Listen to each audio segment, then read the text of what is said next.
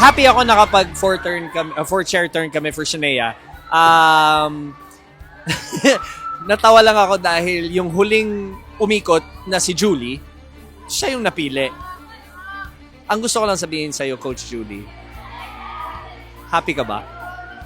Happy ka? Ang dami mo ng kids.